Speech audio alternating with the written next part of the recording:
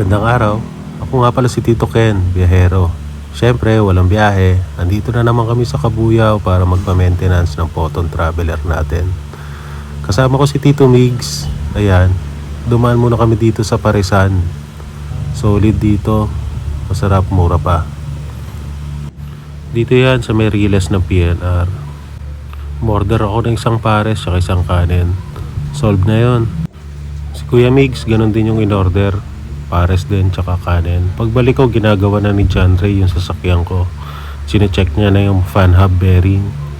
Ayan, medyo maingay na rin yan. Kaya pabaklas na natin. Nakita ko rin pala si Doc Mike. Ayan, dumaan siya dito kay Doc Nick.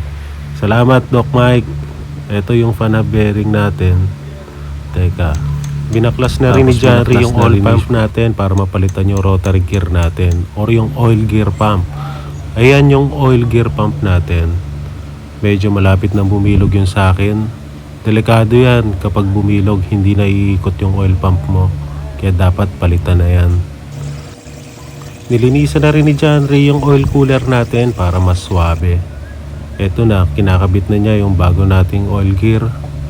Tapos nilagay niya na rin ng sealant para hindi mag-leak or maghalo yung tubig tsaka yung langis.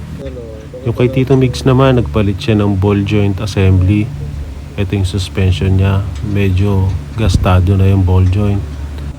Traveler XL pa lang unit niya. Nagpabili na rin ako ng Wilkins para pang flashing natin sa radiator. Yan yung kulat natin, huwag kayong mag-alala, Japan yan. Nagpabili na rin pala ako kay Carlo ng Akibono brake pad. Ito, 1,760. Okay to, goods na goods. Magandang stopping power niyan. Pwede nyo ipreno kapag nagbubunga nga yung asawa nyo dahil sa gastos nyo sa sasakyan. Kinakabit na rin pala ni Pops John Ray yung bago nating fan hub bearing. Maingay na yan. Dagdag ingay pa yan ng makina ng Photon. Ito pala yung code para sa fan hub bearing natin.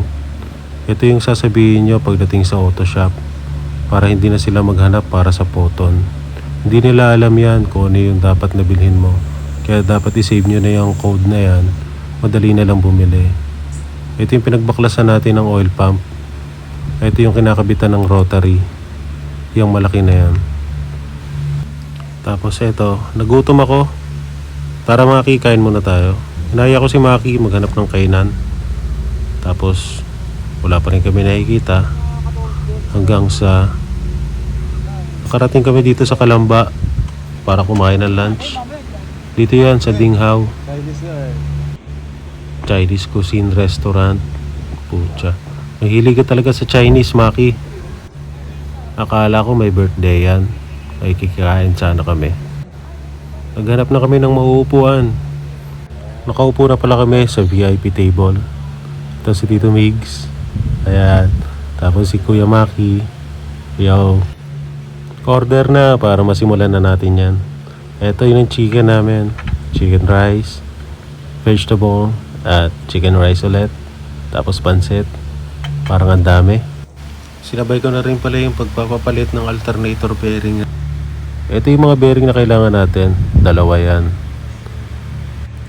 Save nyo na lang ulit para hindi na kayo tanong ng tanong. Joke lang. Ito, nainip na yung mga tropa. Si Migs, si Kuya Maki, tulog. Tara, shot na lang. Ayan. Nag-chill-chill muna kami habang ginagawa yung sasakyan. Kumanta pa si Tito Mig. Binubura na pala ni Pops John Ray yung alternator natin. Sana mabuo mo yan ha. Nabitin kami.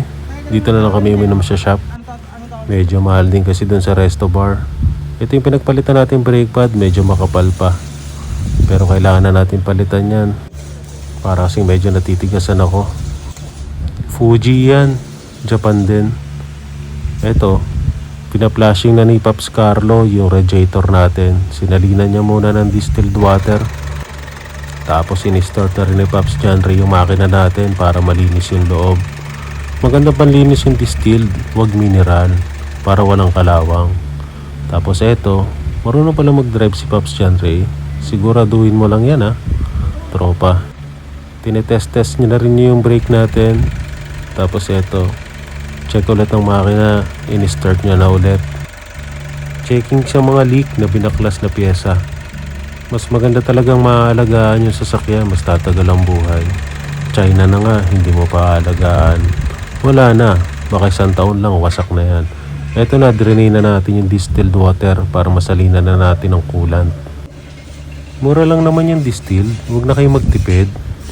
Eto, sinalina na ni Pops Carlo ng coolant yung reservoir natin. Tapos goods na, pwede na tayong umuwi.